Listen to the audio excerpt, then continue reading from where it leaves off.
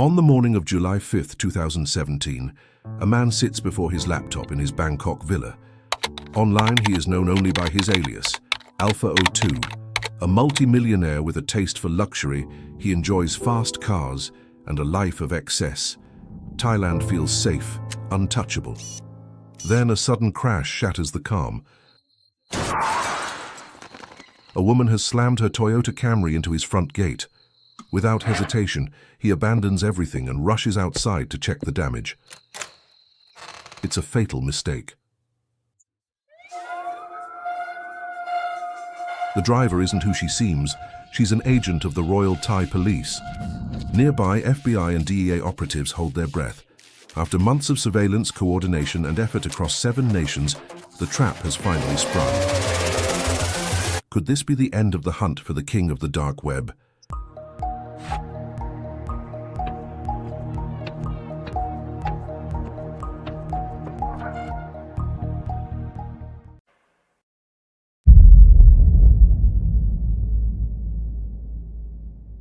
It's the early 2010s. The dark web is gaining momentum. Promises of anonymity and privacy are drawing in more and more users. With the rise of Bitcoin, a new kind of payment has appeared, one that's beyond government control.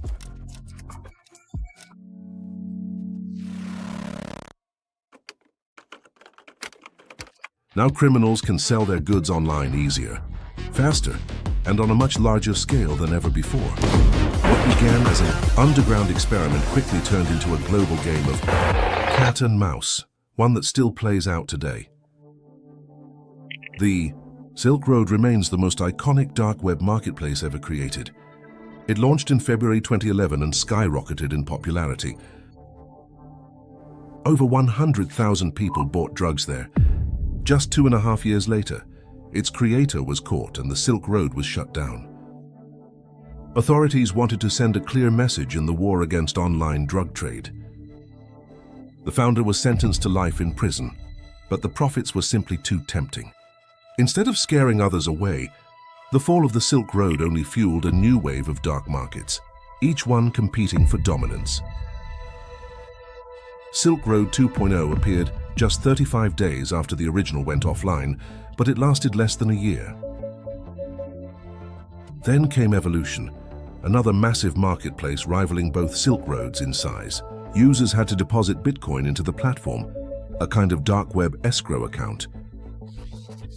Once buyers confirmed delivery, sellers were paid. At any given moment, the site's operators held a fortune in crypto.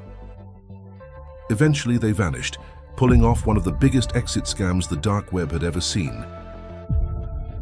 Next came Agora, hailed as the true successor to the Silk Road. But by August 2015, its founders voluntarily shut it down. The pressure was simply too intense. Exit scams, arrests, takedowns, and hackers, one by one. The old markets fell. And from their ashes, a new empire began to rise, Alpha Bay. July 2014. A man calling himself Alpha 02 begins building a new dark web marketplace, Alpha Bay. Just 5 months later, the site goes live. At first, it deals mainly in stolen credit card data, but soon its inventory expands, from digital logins and IDs to drugs, weapons, and malware. Even money laundering services appear. Few things are forbidden. Anything tied to child abuse, hit and runs, or Russian banking data is strictly banned. Alpha 02 likely doesn't want trouble with Russian authorities. Or maybe he's pretending to be Russian himself to throw investigators off his trail. Alpha Bay operates much like Amazon for the underworld. User-friendly, searchable, and organized into categories. Payments can be made in Bitcoin, Monero, or Ethereum, with a built-in tumbler to mix transactions and conceal identities. While other dark markets rise and fall, Alpha Bay grows stronger. Within a year, it boasts over 200,000 users and 40,000 sellers. By 2017, the site lists 300,000 products and handles hundreds of thousands of dollars. Daily Alpha 02 earns a cut of every deal at between 2 and 4%, becoming a multi-millionaire in the process. He expands his team, a spokesperson known as ASNIC, moderators to settle disputes, and even a PR manager. As Alpha Bay's empire flourishes, Its creator steps back, rebranding himself simply as admin. From then on, all communication flows through Asnik. But while Alpha-02 fades into the shadows, US investigators begin to close in. Who is the mastermind controlling the largest black market on the internet? A global hunt is about to begin, one that will span continents and years before the truth is finally revealed.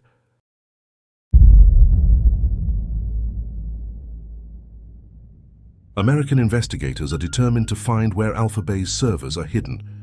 If they can locate them, they could shut the site down or secretly infiltrate it to trace its operators.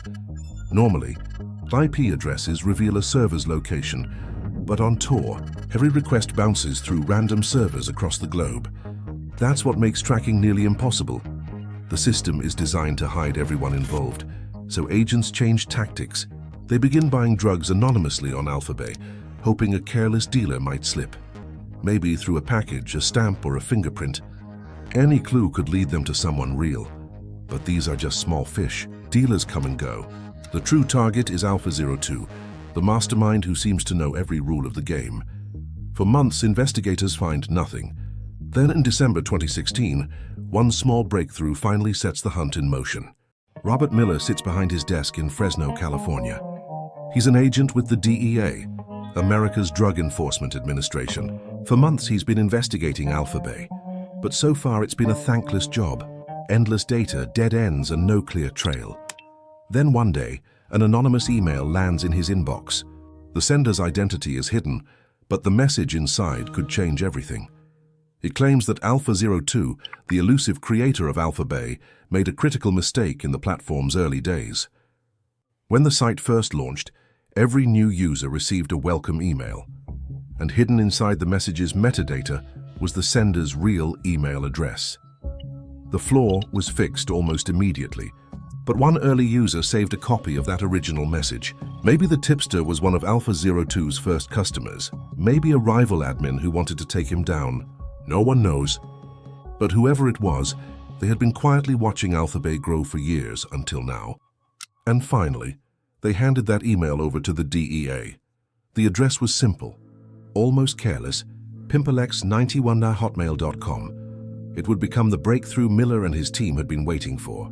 Using that email, investigators begin tracing digital breadcrumbs. They find old photos from 2008 and 2009 on a French-language social media site, skyrock.com, linked to an account named Alex. That same profile connects to an old dating account, listing his hometown as Trois-Rivières, a small city in southern Quebec, Canada. According to the details, he was 17 at the time, meaning the 91 in his email likely referred to his birth year. He would have been 23 when Alpha Bay went online. The same username, Alpha-02, appears again on a French tech forum back in 2008. In one post, he explained how to remove a virus from an image file, signing off with both his email address and full name. Now investigators finally have an identity. From there, the trail gets clearer. They locate a PayPal account, linked to the same email, which leads to a LinkedIn profile. He's listed as a freelance software developer and the founder of a small company called EBX Technologies. Digging deeper, agents discover a Facebook profile belonging to his fiancée, a Thai woman. It confirms what they suspected. The Canadian programmer is now living in Thailand. The digital trail points to one city, Bangkok. And for the first time, investigators know exactly where to look for the man behind Alpha Bay. With help from the Thai authorities, investigators track down 3 properties belonging to Cases in Bangkok. One house sits inside a gated community, where Alpha-02 lives with his wife. Another is a second residence, and the third, a $3 million mansion, stands on the outskirts of the city. He even owns a vacation home in Phuket and is in the process of buying a villa in Cyprus. Agents begin to tail him, carefully studying his daily routines. Kazi's lives like a true millionaire, driving through Bangkok in his Lamborghini, switching between multiple luxury cars. Investigators follow discreetly, mapping his routes and even tracking his iPhone. While his main home is shared with his wife, Kazi's keeps another residence, a secret spot where he brings his many affairs. Agents nickname it the Bachelor Pad. Kazi's is also active on a pickup artist forum, where men trade tips on attracting women.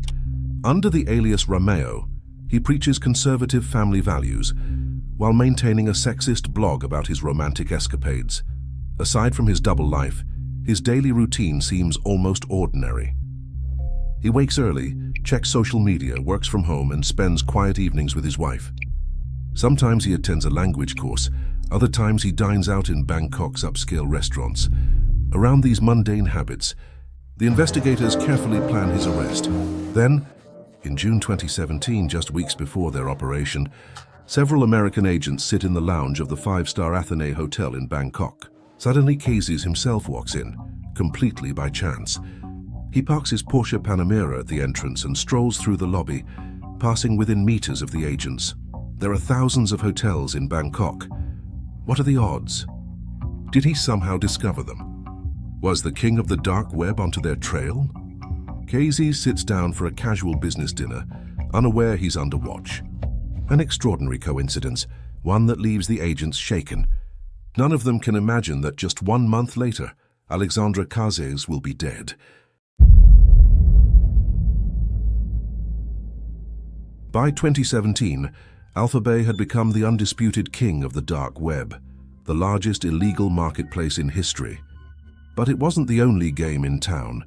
Across Europe, another platform was gaining serious traction: Hansa Market. Its explosive growth had law enforcement on high alert, and Dutch investigators were desperate for a way in. Finally, they got their break. A security researcher tipped them off, leading them straight to Hansa's servers, located in a data center right there in the Netherlands. This was a golden opportunity. Instead of just shutting it down, they decided to play the long game. They quietly gained access, copied all the data, and started digging through thousands of chat logs from the site's operators. It didn't take long to unmask them. The logs pointed to 2 German men still living in Germany. The Dutch police immediately partnered with Germany's Federal Criminal Police, the BKA, to plan their move. But just as they were about to act, Hansa vanished from the Dutch servers. The admins must have sensed something was wrong. However, the investigators had another lead. Buried in those chat logs were Bitcoin wallet addresses. They started tracing the transactions, following a digital breadcrumb trail that led them from a Dutch crypto exchange all the way to Lithuania. Working with Lithuanian authorities, they pinpointed Hansa's new server location. This time they were ready to strike. But then a completely unexpected twist. The FBI reached out with shocking news. They were about to arrest Alphabet's founder and take down the entire site. Suddenly, this wasn't just about Hansa anymore. The mission evolved into a massive joint international sting, codenamed Operation Bayonet. Led by the FBI and DEA, it brought together agencies from 7 different countries, all coordinated by Europol. The FBI agreed to hold off on the Alphabet takedown, giving the Dutch and Germans time to get full control of Hansa first. The strategy was genius. See, whenever a major dark web market goes down, its users don't just quit. They flock to the next biggest platform.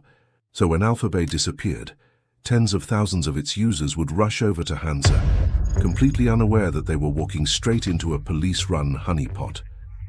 Every single message, every deal, every transaction would be monitored. Meanwhile, Alphabet's founder Alexandre Cazes was living it up in Bangkok, oblivious. He was still flashing his Lamborghini and bragging online, with no idea his empire was about to crumble. Then, on June 20th, 2017, the first phase of Operation Bayonet launched. Dutch agents raided the data center in Lithuania, seizing complete control of Hansa's servers. Simultaneously, German police arrested both operators in Siegen and Cologne. The timing was perfect. Hansa Market was now secretly run by the police, and the dark web had no idea. Bangkok, July 5, 2017. The hunt for Alpha 02, the mysterious figure behind the dark web's largest marketplace, Alphabet, is about to end. A quiet suburban street, a grey Toyota Camry, and a clever plan. An undercover officer stages a minor car accident right outside the target's house. The goal? Lure him out before he can lock his computer. The commotion works. Out steps Alexandre Cazes, phone in hand, curious about the noise. Instantly, police swarm him. He makes a desperate dash back inside, likely to shut down his laptop, but it's too late. He's tackled and arrested. Inside, agents find the jackpot. His laptop is open, still logged into the Alpha Bay servers. They've got everything: passwords, server access, the keys to his entire digital kingdom. Investigators uncover a staggering $23 million fortune in cars, property, and crypto.